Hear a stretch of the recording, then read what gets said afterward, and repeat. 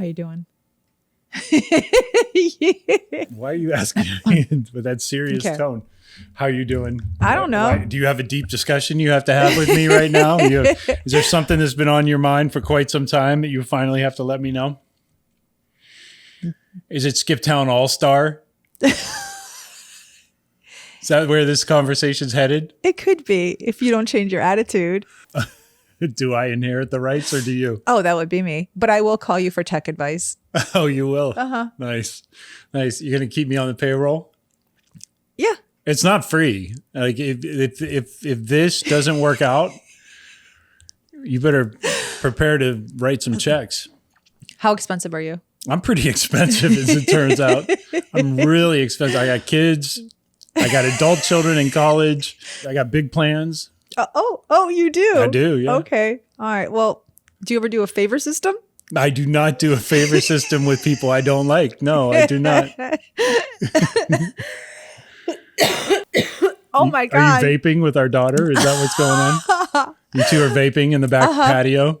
Exactly. We hit the vape. All the kids are vape now. I don't know if you know this. If you're listening, every kid vapes. Like they walk around and it's like this hidden thing. If you see a kid and his hand is covered and he's going up to his mouth and he looks around, he's vaping. It is like the craziest thing. Just do it. And then the guys do it in secret, it seems, but girls are just out in the open vaping, puffing. Puffing. They are. All right. We're going to get on with our show. Enough about the vaping. Right now, we are still Skip Town All-Stars. Okay. Gear up. Kingsville, Texas, coming at you. Check the mic and make sure it sound right, boys. Hey, listeners. Ever wonder what it would be like to blow up your comfort zone at the tender age of 50? Well, we did just that. When our last kid went off to college, we hit the road in search of a new hometown. Now we bounce from city to city and bring you along for the ride. This is the Skip Town All-Stars podcast. Welcome back. Are you going to look? Yeah, I'm looking. Okay. We're doing a show. All right. We're doing a show. Okay. Doing a show. Look alive, Trixie. Look alive. Welcome back, All-Stars, to another exciting episode of Skip Town All-Stars. I know, I can see in your eyes, you're already filled to the brim with me today. Uh-huh. Yeah, kind of a little bit. Yeah, we have the whole day to go. So this is going to be a long one. Mm-hmm. It is for sure. But we are excited to be coming to you from South Texas. For those of you who've been keeping score, our daughter now has a TV in addition to the couch. We still don't have dining room chairs. No, we're These are still the Home Depot chairs. Yep, still on the folding chairs. And if you're watching on YouTube, you see the folding chair, as pretty as it is, the new TV, and the couch. Yeah, we got a couch. We just got the TV. And I'm sporting your Kingsville, Texas, Monarch City, USA shirt. Yes. Why is it called Monarch City? Because they have monarch butterfly gardens there. That took you a really long time to answer. Well, you threw me for, I'm like, is this a trick question? I know this answer. Is there something else I should say? Okay. You just threw me for, why is the sky blue? I'm like, oh, is there something else? Tell them about the butterflies. They're beautiful. And we went and visited the one of the parks, and there's 4 of them in the city. We visited one of the parks at the visitor center. And it's interesting because the visitor center is located on a really busy corner across from my Love's gas station. And there's this really pretty little patio area in the back that has all milkweed for the monarch butterflies, and they wanted to do something during COVID, and they created this garden, and you could stand there and just in the middle of semis going by, you can watch the cement mixers come through. Yeah, with the monarch butterflies circling your head. Yeah. It is so crazy. You can't capture it well on a video. I mean, I guess just the juxtaposition is really funny. A little bit, yeah. I mean, logistically, I understand why they put the Bureau of Tourism there. Yeah. Because it's right off the freeway. So, Agreed. Anybody who wants to know about Kingsville it's very convenient from the freeway. So. And that's where we visited. And I have my Kingsville shirt.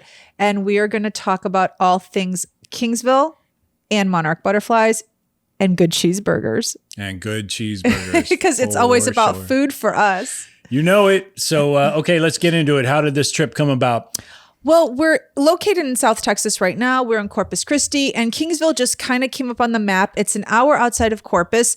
Real estate is very reasonable. There's a university there, and we are learning in the South how important or unimportant a university can be to a town. Yeah.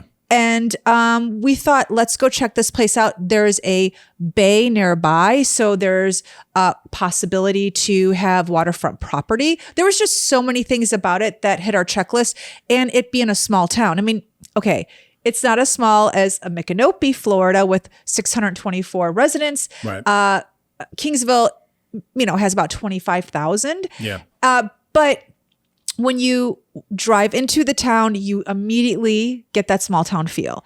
It was perfect setting for us to visit, and we got to meet the mayor, but that will come later. So our first stop was actually what do we call it? El Potrero Ranch. But is it a bird sanctuary? Not really, right? It's a ranch that focuses on nature photography, primarily birds. And it is 182 acres. Something like that. Yeah, it's very, very large. I don't remember that, but I do. Okay. 142, 182. It's over 100. It's big. It is big. So what ended up happening was I wanted to surprise James. I sort of gave him a little bit idea of what we were doing. I knew that we'd be on this ranch, and I knew that we'd be with a wildlife photography expert named Hugh. I knew that there would be a carcass of some sort involved. And I thought it would be really fun. I mean, James grew up in a farm town, and I thought, how cool would it be to be on a ranch? I mean, there's no cattle here. It's not that kind of ranch. It's a wildlife ranch. But just something totally different. And you like to take photos, although birds is not your specialty. No. You do enjoy photography. And I thought, to spend a few hours with a world-renowned photographer, let's do it. So we did.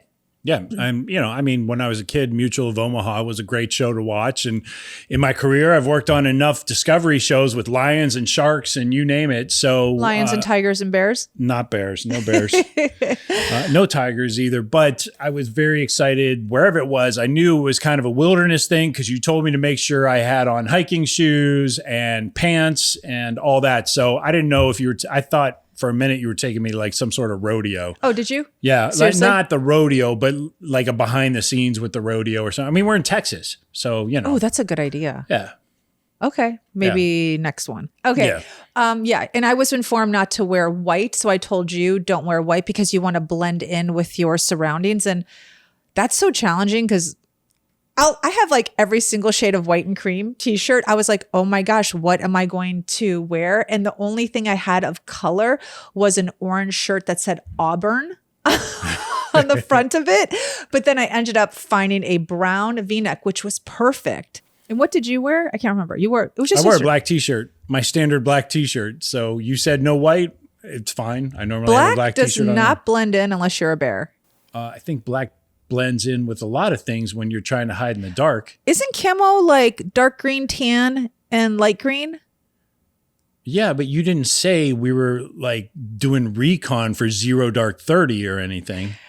It was funny. You're right. Now that you reminded me you wore black, I do remember thinking, why is he wearing black? Because that doesn't really, I told Because you told me not to wear white. It's the exact opposite of white. Okay. It is true. Whenever I tell you to do something, you do the exact opposite. Fair enough. So David, the owner, came out and greeted us as Hugh was prepping the vehicle that would take us out to the site where we were going to go. He was really nice. It was obvious, like we were obviously very fortunate that they hosted us. And I was pretty psyched, I must say, especially when I saw buckets of meat. Okay. And it was a dead carcass. I still at that point thought, okay, are we doing gators? Is this reptile stuff? Like what's going on? It was crazy. We walked up and it was commercial size garbage cans full of an animal.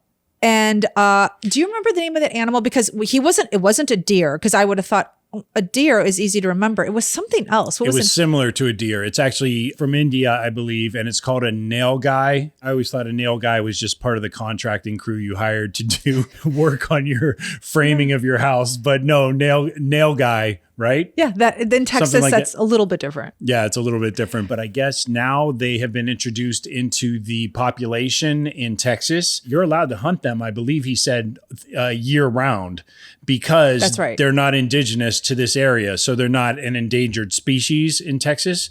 They're not even from here. So you can kill them. Yeah, it's like killing. You're not from here. It's like shooting at tourists. So just like that. It's exactly like that. I guess the meat, a lot of people swear by the meat. Like they say it's more mild, less gamey than actual venison. So I'm not sure. I've never tasted it. But all I know is we had 2 buckets of that. And on top of the second bucket, there was the actual skin from the deer. Well, this particular ranch where we went, let's just set the stage. You take an ATV, basically a 4-wheel ATV, to an open clearing. Yeah, it was a clearing. And you have these few little stations where the meat is laid out and then the birds come and you photograph them. I really cannot believe I was able to scan those buckets with a detailed eye. I stood there and looked in the buckets, looked at the bones, looked at the fur, and none of it freaked me out because I'm not about hunting. So yes, I do eat cow.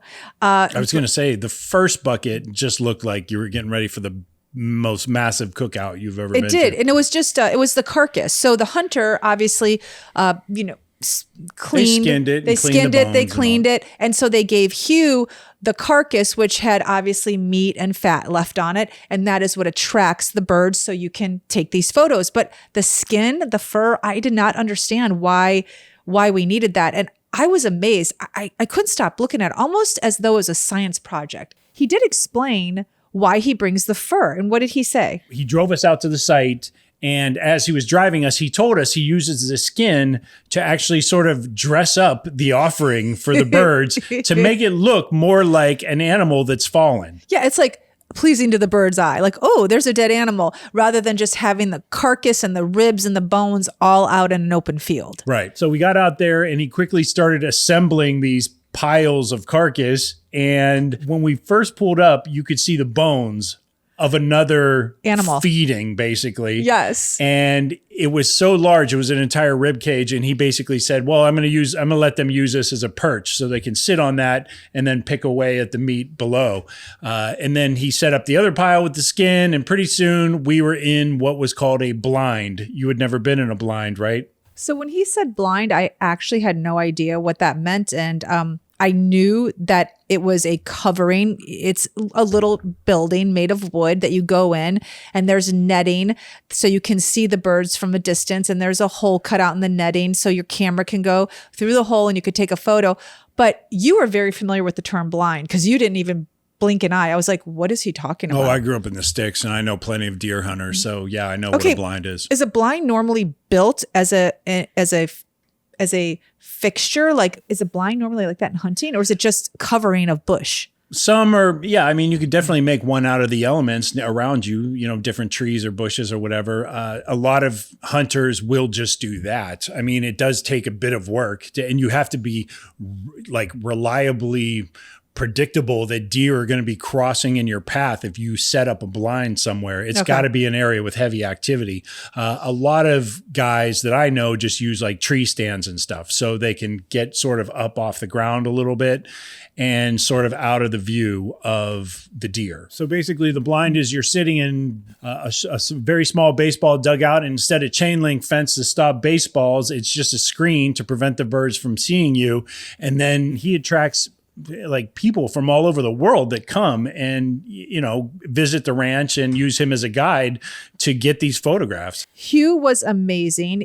He has a Facebook page. His last name is Leek, L-I-E-C-K. You can find him on Facebook where he displays all of his beautiful bird photography.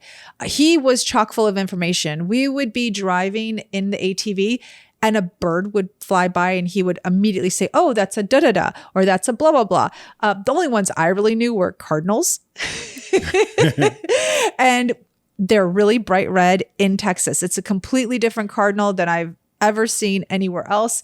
And then, of course, obviously, as we're sitting there in the blind, waiting for the different birds to come and feast, he would point out just random beautiful birds that were part of the ranch and just hanging out in the trees. It was really cool. But what was the best part for you? The best part for me was the buildup. And then all of a sudden we were sitting there and you just saw a pterodactyl shadow fly over the clearing. And I was like, it is game on, people. It's about to start. It is true. So Hugh calls this observatory event the Raptors Feast? Raptors Banquet. Buffet. Raptors Buffet. I wish it were velociraptors feasting on humans, but it's not. No, it's not that kind of tour. We don't have that yet. We were trying to convince him, or I was, that he should change his business and, not have people being feasted on, but take the Raptor Buffet one step further, do a caveman style tour where we eat with our hands. And he just wasn't having any of it. Yeah, like medieval times, only out on the dirt. Yes, exactly. I said, call it Raptor Buffet. Let's really make it legitimate. And he said, it is legitimate. He did not. He was not feeling that no, at all. Not he at all. did not like your suggestion. But he was correct that once the coastal layer burned off and the sun was out, that we were going to see some activity. And boy, did we. It started with 2 or 3 caracaras, which are falcons, right? Well, hawks. No, they're falcons. You sure? There were some falcons that landed in the tree nearby. Okay, I was thinking about the movie Falcon and the Snowman, so I think you're right. It is Falcon. The Falcon and the Snowman? Yeah, you don't remember that movie? I don't. What? I don't. With Sean Penn and I think it's a spy movie, right? Yes. And I remember sitting there going, ooh, when he said the name. So you're right, it is a falcon. Go ahead. I was it's not the hawk and the snowman, so why would that have reminded you of that movie? I thought right now it was a hawk. And then when you were like, no, it's a falcon. And I was like, oh, that's right. Because I was thinking Falcon and the Snowman. Okay, go ahead. There were a couple caracaras in the tree nearby. And also we got to see one of those red-headed vultures. One of the ugly kinds that they draw in cartoons. It was pretty cool. They were waiting us out. They were not waiting us out. They were waiting to see if this sort of deceased nail guy. They were waiting to see if this deceased nail guy was for real, right? Yeah. And so they were just kind of scoping it out. But then gradually, nothing attracts a crowd like a crowd. All of a sudden, did you remember it was like Independence Day, where all of a sudden the skies were just filled with shadows and all you could see. It was like an Alfred Hitchcock movie. It was. Yeah. It did turn into the birds for real. It did. Yeah. And these birds were way more vicious as it turns out. To each other as well. All of a sudden, one of the birds came down. It was a caracara, I believe. And Hugh actually told us we'll be lucky if one lands on the ground. And all of a sudden, all these birds descended on the carcass and it really was a banquet. And all of a sudden, buffet.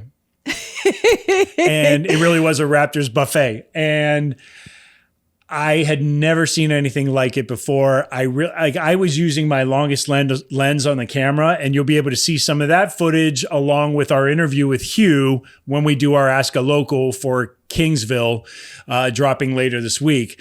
But I'd never seen anything like this before. Did you enjoy it? I thoroughly enjoyed it. I thought it was fun. You said you would not classify it as fun. No, my definition of fun's a little different than watching a bunch of vultures eat on a dead carcass. But I thought it was interesting, and that is interesting in a good way. It was very educational. I did something I would never normally in a million years do, and I got to see a vulture up close, which honestly I've only seen in flight. And that's only if you've pointed it out. If we're in the desert or something, we've gone to visit Arizona, been in Arizona, you've pointed it out. I've never seen a falcon, I don't think, ever in flight. So no way, not that close. I totally underestimated. I mean, even in flight. I don't think I've ever seen a falcon in the sky. You have. I'm sure you have. Really? Yeah. Oh, absolutely. It was so beautiful. I loved it in the sense that we were so close. And I learned a couple of things from Hugh while I was there.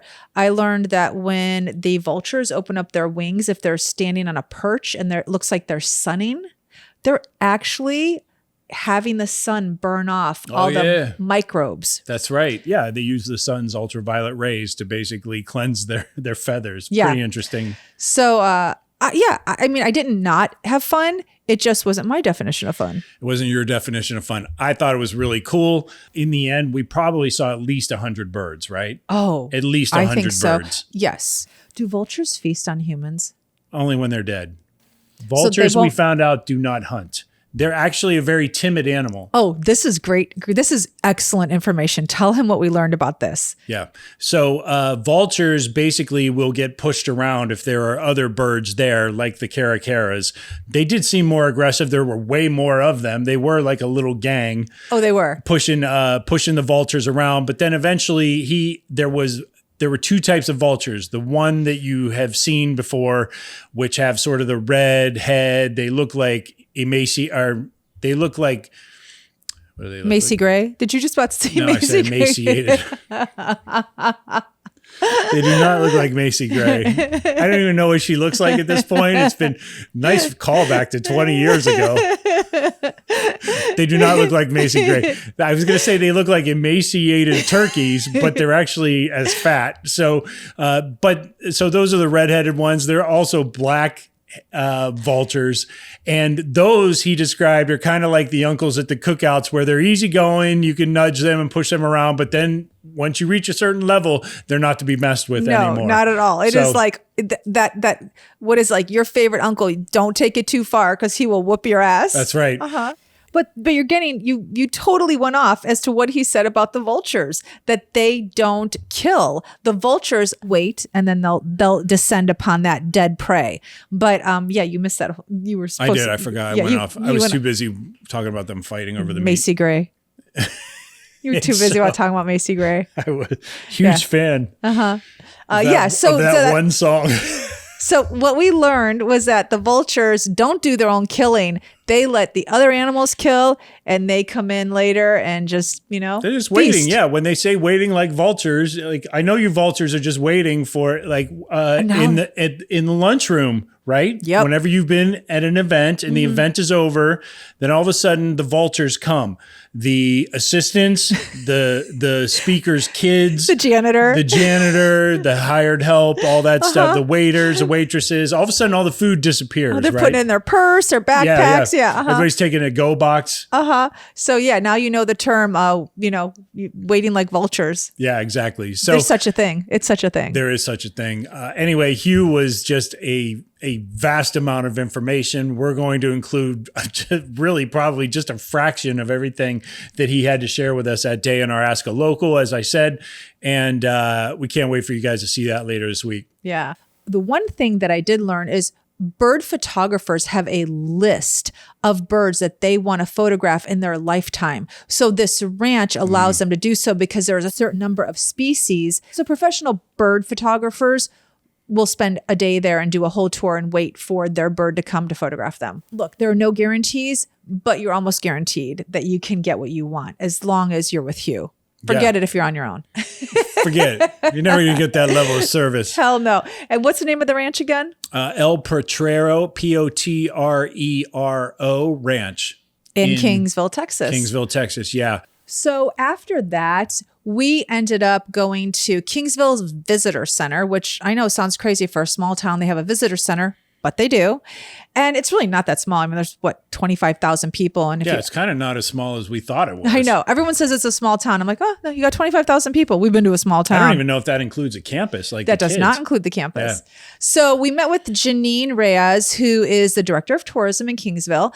And we went downtown with their main drag called Kleberg Avenue. And we went to one of the oldest businesses in Kingsville, which is called the Harrell's Pharmacy. We met third generation Harrell, Nick. We met with Nick Harrell, and he is the head pharmacist there, I guess, and the owner. And it's not just a farm. It's kind of like your classic old school drugstores. For sure. Like whatever you're thinking of a drugstore from like the 1950s, that is what it is. Like there's a soda fountain restaurant in the pharmacy. Yep. They have all the flavors of Coca-Cola or whatever, like all sorts of floats. And it really was like a throwback to sort of the local town drugstores that you and I grew up around. It was so cool. I mean, well, first of all, was there a local town drugstore where you grew up? I mean, it was honestly. called Isley's. Yeah, we would go to Isley's in Austintown, Ohio. It was a big deal. You sit on a little bar stool. It's kind of like a diner, but it was also, I don't know, maybe Isley's didn't sell drugs. I'm not sure.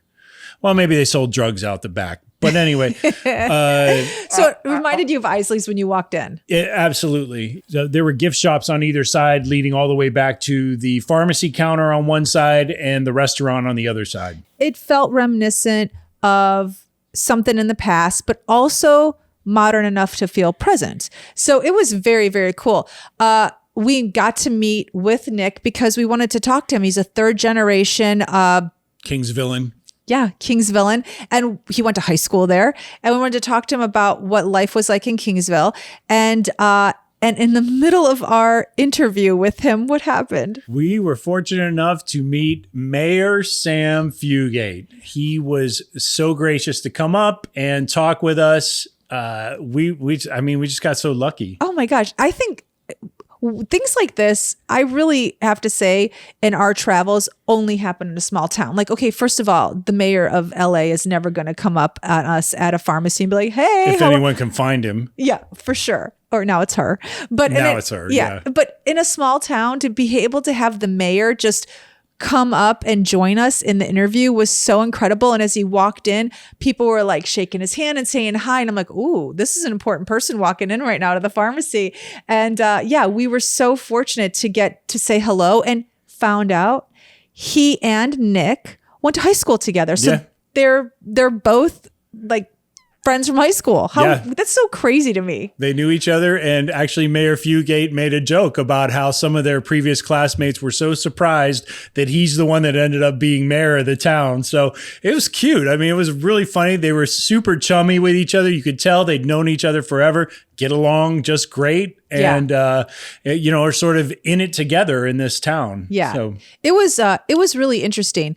It was interesting because we got to see the city from a business perspective, as Hugh as a business owner and also David owning a ranch. Then we got to see it from a business perspective of Nick having a pharmacy right downtown. And then we got to meet the mayor. So we kind of got a feel of everything. We got a private owner of a big ranch, a private owner of a pharmacy, seeing the changes of the city. Yeah. And, I asked Nick, I said, how have your clients changed? And the interesting thing was that he said, they really haven't. He said, I get more requests for candles. That's it. Yeah. He said that one of the top sellers there is candles. I was like, wait, so it hasn't changed that much? And he's like, no, not really. He said we had to add a few more gifts because, did you remember why? All the big box stores like CVS, Walgreens, all those came in, and they're the ones that started selling all the sort of the hair products, makeup, the cold remedies, makeup, anything you could sell that typically was found in an old drugstore. Now all of a sudden they had to pivot. So they became a gift shop. I really found it incredible that his family, him being third generation, they were able to survive the big box stores coming into Kingsville, the CVSs, the Walgreens, the Walmarts, and they did it successfully. I think it's just very business minded and creative to figure out a way to work around it rather than have them destroy you. Because they come in and they destroy small businesses. For sure. But Nick's been able to do it, I believe, because of two things. Number one, he's the friendliest guy you're ever going to meet. And so everybody in the town knows him or is about to know him. The second thing I would say is the cheeseburgers. The cheeseburgers. Like, as long as Nick and his people are slinging those cheeseburgers, Harrell's is going to be just fine. Well, the cheeseburgers were amazing and they were only $4. Yep. So the prices haven't changed since like 1965. The guys we were sitting and talking to, the two guys that were part of the road crew working up the street, they said that he actually had a great deal of trepidation on raising the prices maybe 2 or 3 months ago. That cheeseburger that you ate was only $3.50. Are you serious? Yeah. And I had a double cheeseburger. big guy. And mine was only $5.50. He just recently raised prices. Okay, that's incredible.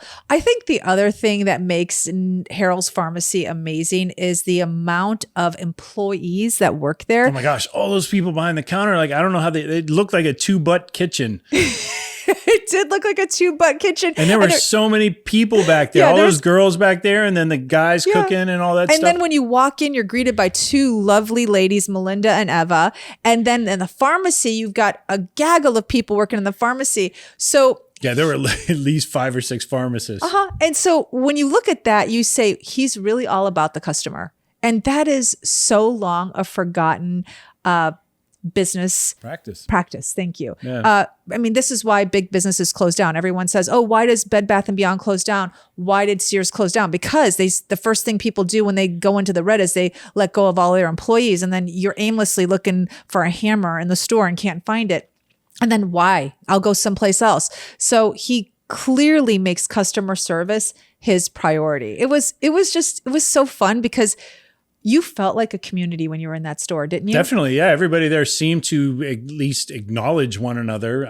There were like a couple of local firefighters there, like volunteer firemen there, and there were, some kids, and then a bunch of girls came in. They were all wearing the same shirts, so they had presumably been to the same South Texas cheerleading camp or something. So it was cool. It was quaint, and there was no shortage of great employee morale there, which really does say you're not going to find that at a CVS. No, not at all. And so, like, the people who worked there were genuinely happy. They were having a good time, and I think, it just all comes from the top. So props to Nick. You've really done a great job with Harrell's. So if you're going to take a visit to Kingsville, you definitely have to visit Harrell's Pharmacy on Kleberg Street. And you're not going to miss it because Kleberg is the main downtown drag, and Harrell's is just, it's right there. So you kind of can't miss it. The one thing that I found really great about Kingsville was, even though the college campus is small, I think Sam Fugate, the mayor, said there was 8,000 students that go there. Something like that. They do try to rally the kids to come into the downtown area. There's all kinds of incentives where they'll give them like raffle tickets for certain places, like come and have a lunch here, or they try to incorporate the college as much as possible. So when you look at the downtown area as a visitor, well, as me, I just think like, wow, there's so much opportunity here. And if the college was even more involved, or if they had more shops here, look, I compare everything to Auburn. I just do. Like, I just do. And so that's your new gold standard. It kind of is, because they rally around their college. And when I asked the mayor about it, he did say that they do try to get the college involved in community events. I just think there needs to be a liaison, if there isn't, or one or two more. Like, they need, because there's so much opportunity in this downtown area. Are you with me? Mm-hmm. Okay, because you are glazed right now. I am. What are you thinking about those cheeseburgers? What are you thinking about? No, I'm not. So anyway, if you go visit Kingsville, you're going to see that the downtown area is super adorable. If you want to start a business, you have 8,000 kids at this college that will be more than happy to visit your business. Well, I definitely agree with you. I would say it falls probably in the middle of, like, Auburn's tough because Auburn wouldn't be there if the campus wasn't there. So it's a little different in my view, but it's definitely a little different than Natchitoches, where it's like, there just seems to be no presence within the college campus or what have you. Now, Janine did mention they give the kids, like, I guess they have a wine walk there every year. They give the kids like $20 coupons or whatever. And they have mocktails. And they have mocktails for the underage kids who cannot consume the wine. But she said it doesn't matter because or don't have fake IDs. But she said it doesn't matter because all the kids just use their coupons on food anyway. That is true. I guess they're getting their liquor behind the scenes, and all they really want is a decent meal. So there are incentives. Like, there has been some thought put into integrating these kids and getting them more and more. Mayor Fugate was quick to say that brain drain, as he defined it, is a problem in the United States and small towns in general. And there's no exception to that in Kingsville. You're right. And then I thought it was explain what brain drain is, please, because he had to explain it to me. So brain drain basically is where your college students or your best and your brightest sort of flee the area to go somewhere else with greater opportunities. One thing that did seem promising, Janine touched on it a little bit, but then Mayor Fugate, we were lucky to get the scoop from him directly, and that is there's a business coming in shortly and a couple other things on the cooker industry that could potentially sort of bring more people, more young families, more workers, more of their families into the area, and which will, definitely be a shot in the arm for the economy there. Well, there is a naval base there. So I do find it interesting that they train their pilots out of Kingsville. I'm just one of many areas. But I'm like, wow, with a naval base here, there could be a little bit more. Like, I don't know. I'm not a city planner or developer or anything like that, but there could be a little bit more to offer for the naval base, residents. So I don't know. I just thought again, another city with ample opportunity that is ripe for the taking. Honestly, that's how I felt. They're revamping the Texas Theater downtown. They were. You can see they're in the process of that. There's something going on there. There's something bubbling. I agree. You felt it. You felt like you were at the very beginning stages of it. To your point, there were plenty of storefronts down there on Kleberg that could probably use, little facelift, a little facelift or some occupants. That as well. There were a couple that were shut down, but King Ranch Saddle. Yeah, saddle shop. So King Ranch Saddle Shop is their most expensive store on that street. And it is owned by the people that own King Ranch. And if you come to Kingsville, the one thing you're going to learn right away is that King Ranch is the biggest ranch in that area. How many thousands of acres do these, it's privately owned too by a family. How many thousands of acres do they own? I know it. Oh, I thought you knew it. No, I don't know. 825,000 acres. 825,000 acres owned by this family. And so they have a museum there. The ranch is open for tours. You can stay on the ranch. It's during certain times of year. So there are restrictions and everything. And the ranch is broken up into 4 parcels. So people from that area talk about certain parcels of the ranch familiarly. I can't even say it. I still didn't say it, but you know what I'm talking about.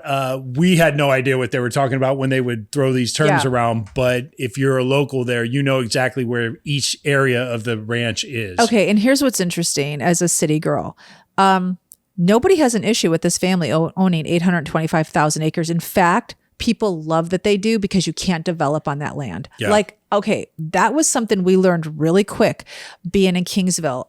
They take pride in private ownership of land, and they're not selling it off to developers. So when you see a double wide on acres and acres in Texas, it's because they're landowners, and it goes back to what we talked about.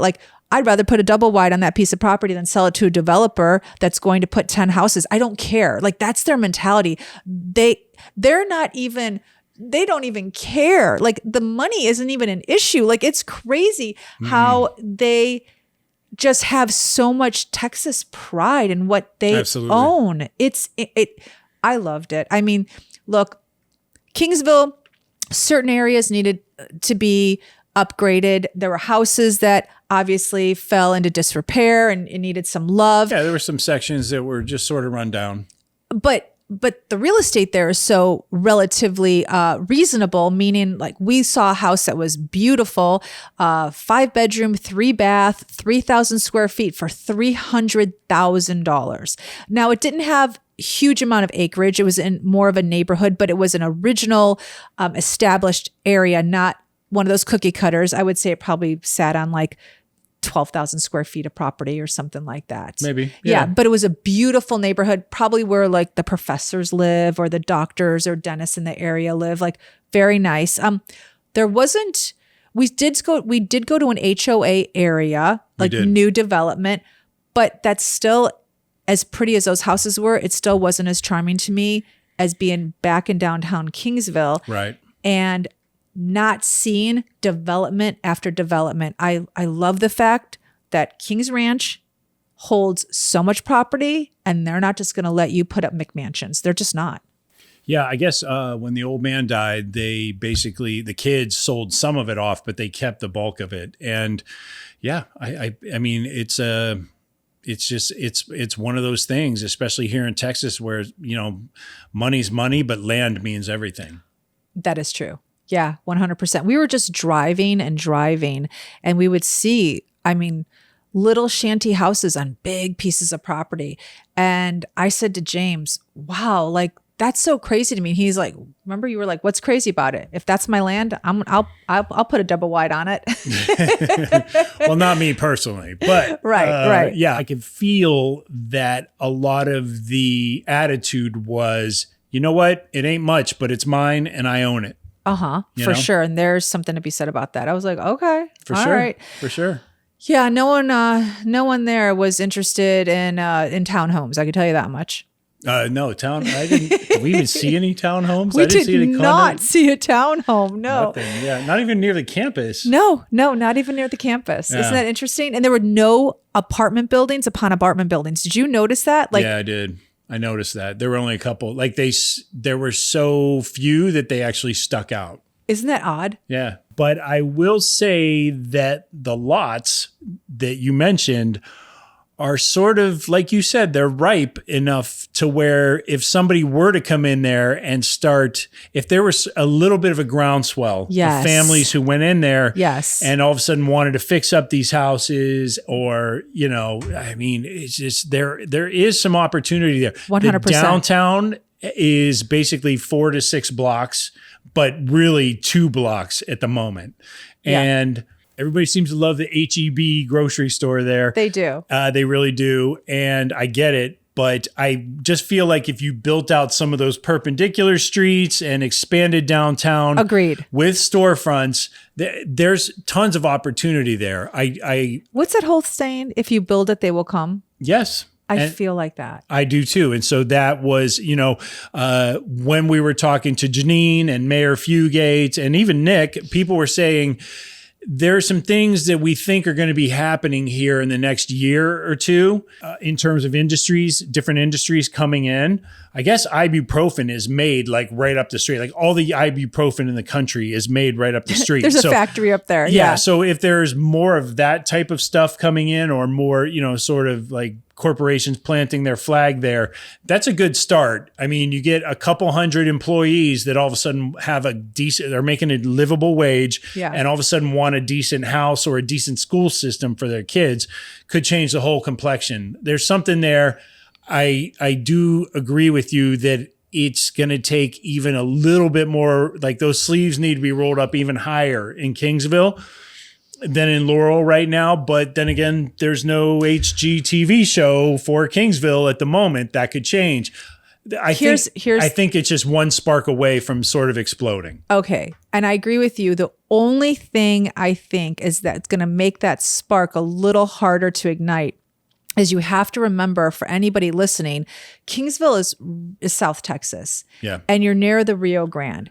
And you have a real influx. I mean, everyone talked about the migrant problem because they're really dealing with it. I mean, they are dealing with it. I mean, we're basically 2 hours from the border at this point. 2 hours from the border. So we heard it the entire time we were in Kingsville. And it is a problem because when you're trying to get a community to rally, but people aren't legal and people aren't spending their money and they're sending it back to their home country, how do you get a community to rally then? So that to me seems like it's challenging along the southern areas of Texas for these small towns, Kingsville being one of them. Yeah. And I don't have the answer to that problem. Although I guess my overall comment was until the overall immigration problem is fixed in the United States, it's not going to be fixed in Texas. No, not at all. But my point is like, you can't have a community when half of the community or a quarter of the community isn't part of that community legally. And when you look at this town compared to a town like Laurel, the demographics are extremely different. Laurel's up and coming town is up and coming because those people of that community from generations and generations make that happen. You don't have that demographic in Kingsville because so much of the town is migrant. Right. And so it's just, you can't, it's comparing apples and oranges, but it's the same in that it could be, could be. Like I look at that and I'm like, oh my God, this could be the next Laurel. There are towns that could be the next Laurel, and there are towns that couldn't. This could be the next Laurel, Kingsville Mississippi. is definitely one of them. Yeah. Best way to state it that I could say is Kingsville has good bones. Oh, for sure. Yes.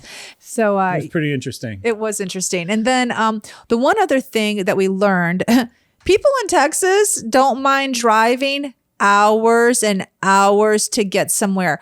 I'm not kidding. So Kingsville, closest airport is Corpus Christi, which is an hour away. But I would not consider Corpus Christi an airport that you want to fly out of because it's a regional airport. So if you leave Corpus, you're going to have to do a layover in Houston or Austin or San Antonio too, to get to wherever you want. Yeah. So most people leaving Kingsville because of the price, drive to San Antonio. They have no problem driving the couple hours, 2.5 hours. 2 hours. I was like, what? Like, I literally could not believe it. And even Janine was like, well, I'll do San Antonio in a day. And I said, like an overnight? And she goes, no, why would I do an overnight? Like, it's just 2 hours. Yeah, it's a day trip. She'll just go up there, do her thing, come back. Yeah. It's crazy. Everybody was like that. No big deal. Like everybody is like that. I mean, I think a 2-hour drive that we're used to generally being in Southern California means we've only gone about 60 miles, right? At the most. And it's a grueling 2 hours. And for, these folks, it's like I get on the highway and, 120 miles later, I am wherever I am and I'm good to go. So you are moving the whole time. So I still can't wrap my head around it. It is a bit of a schlep. It's a Texas thing. And everyone we've met has said the same thing. Texas is big. That's what we keep hearing. Big. Over and over. Texas is big. You don't have a lot of choices. What are you going to do? Try and fly everywhere? Yeah, that's what I want to do. You're going to fly from Corpus Christi to San Antonio? You can, but why would you? Because it's 2 hours. I don't want to be in a car for 2 hours. But it's going to take. I know where you're going with this. $200. I know you're where going to spend 3 hours in the airport. It's like you could have been there already.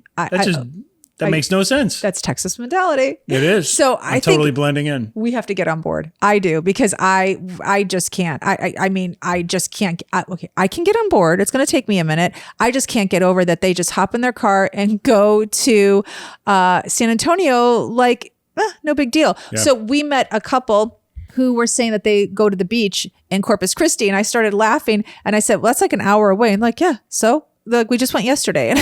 Yeah. And I was like, okay, so I think I'm the minority here. I think you are. Okay, but before we talk about whether we're in or out, let's talk about the hidden gem outside of Kingsville. You talk about this. It's incredible. Okay, so while we were there, Janine and a few other of the local town people were quick to say, if you really want to check out the coastline, you have to check out Baffin Bay, Baffin Bay, that is about 20 minutes down the road. Mm-hmm. And it really was. I still didn't realize we were that close to the water, to the Gulf. Yeah. It just seemed like we were so far inland from Corpus Christi. We at weren't, that point. though. We weren't. We were just going straight south. We were not going pretty much west. We were going straight south. Pretty much. And so we just went east a little bit, 20 miles. You had a good nap. And when you woke up, what did you see? Water.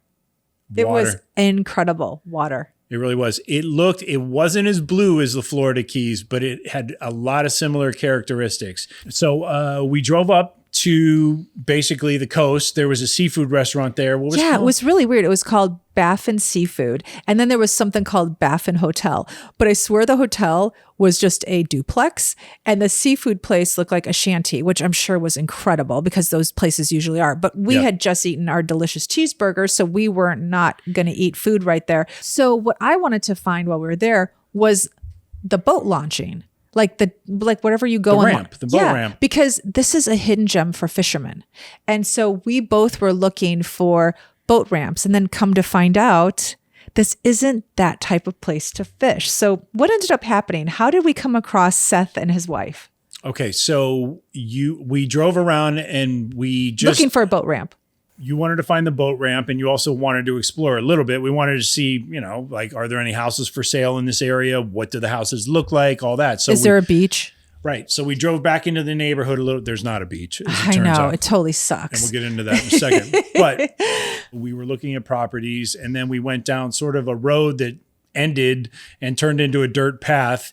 And there was a gate, and it was open. But as we drove through that gate, it said something about electric fence and all this stuff. And I was like, oh, man. We're in Texas. Turn around right now. It's like, I'm not looking to get shot today. So we did turn around. And of course, luck has it, everywhere I go, I have this phenomenon where I could be alone in a parking lot at midnight and someone will pull right up next to me and just park their car. It's really weird. We've actually tested it several times where I'll say to him, here, just pull in this parking lot, empty parking lot on a Sunday, because we're looking for, let's say, directions. And I'll say, just pull in this parking lot. So he doesn't even pull into a parking spot. He literally just pulls right into the parking lot and just puts it in park in the middle of the parking lot.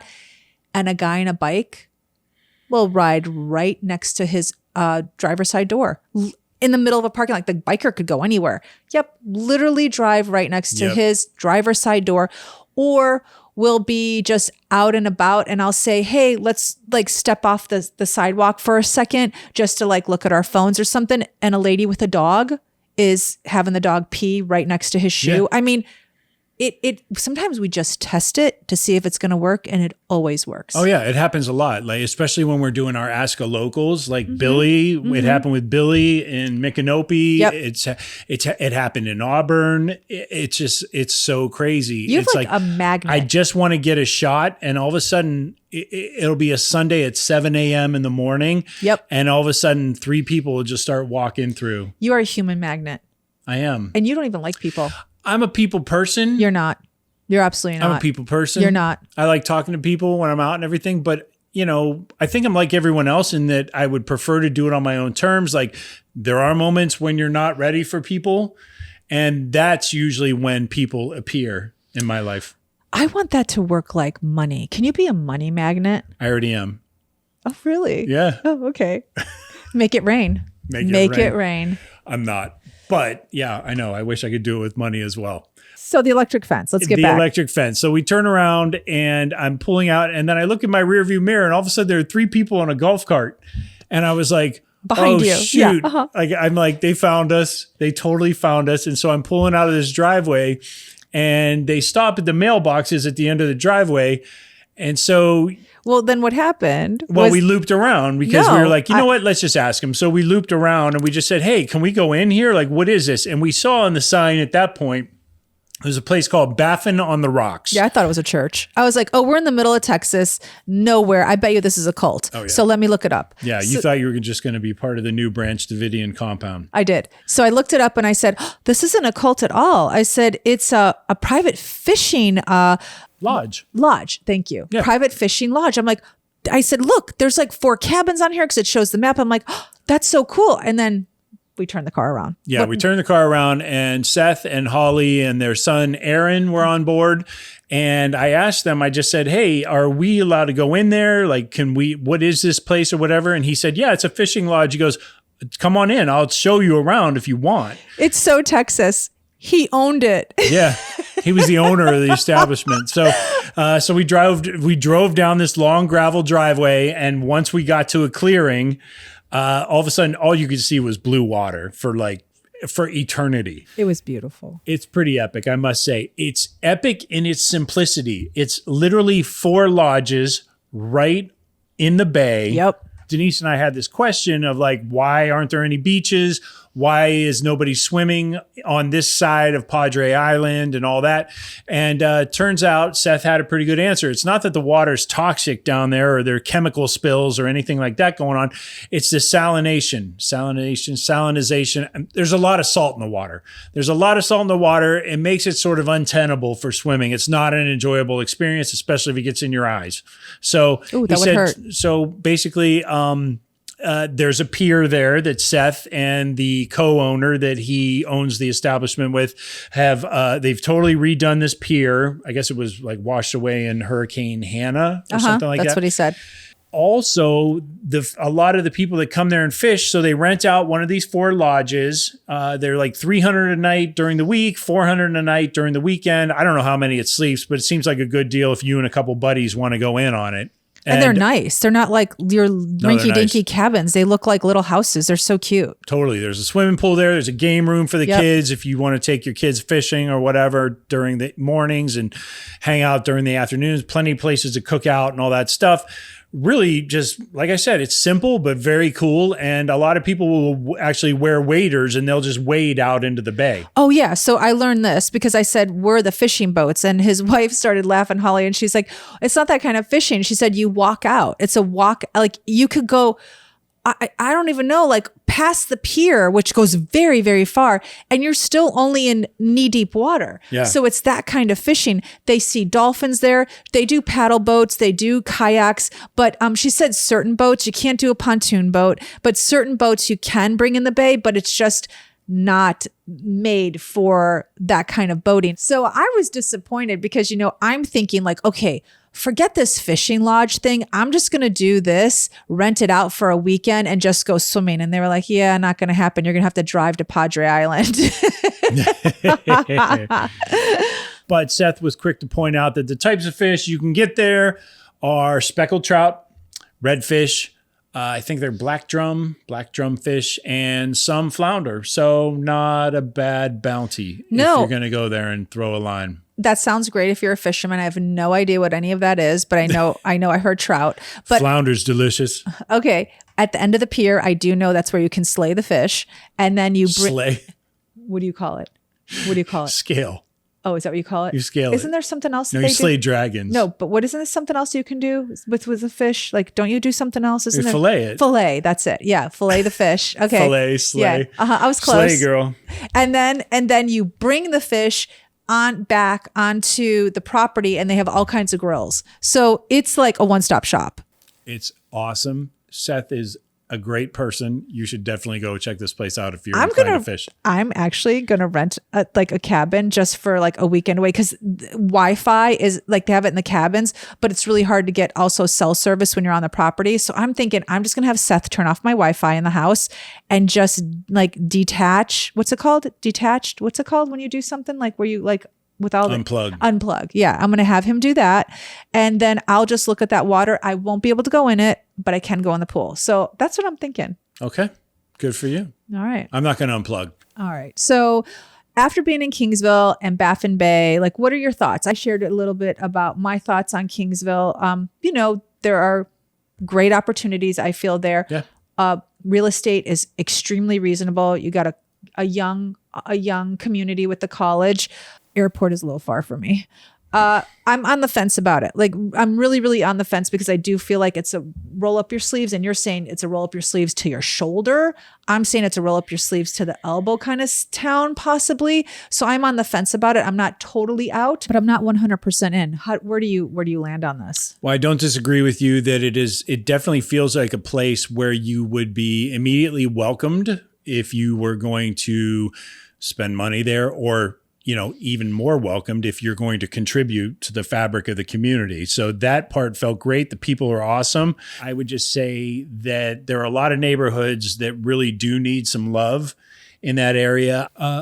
It's weird because it feels sort of forested in a way, but then it's also a tropical vibe, but it's not filled with palm trees. You know what I mean? Oh, yeah. People say the tropics often here. And I'm like, tropics? We're not in Hawaii or we're not in Costa Rica, but they use the word tropical here. But this has different vegetation here. It's weird. I haven't seen a place like this in the United States. It's pretty unique. It's definitely worth checking out. South Texas. Yeah. South Texas. Agreed. So, it's definitely different. I would not say I'm out. I would not say no to Kingsville at all. I would just maybe say not yet. I think it's a place I'll probably want to keep an eye on. Oh, and yeah. If I don't know what the right indicators are. Like, I'm not a real estate forecaster or developer or anything like that, but I feel like there are multiple indicators probably that would get me to jump on a town like that. I think I would have to do more research at this point and just see what's happening in the next 6 months to a year. Okay. So Kingsville, you're on our radar. You are on our radar, and we couldn't be more grateful to Hugh. Yes. Mayor Fugate, Nick, and especially Janine for setting up all of our introductions that day. We are just so grateful to have visited with you. Thank you so much for the time you spent with us. It was really fun. So yeah, if you're in Texas and you're anywhere in South Texas, meaning near Corpus Christi, definitely visit Kingsville. I think you'll enjoy it and have a burger. Definitely have a burger at Harrell's Pharmacy. All right, so I guess that does it for this episode. Empty nest, full tank. Check the mic and make sure it sound right, boys.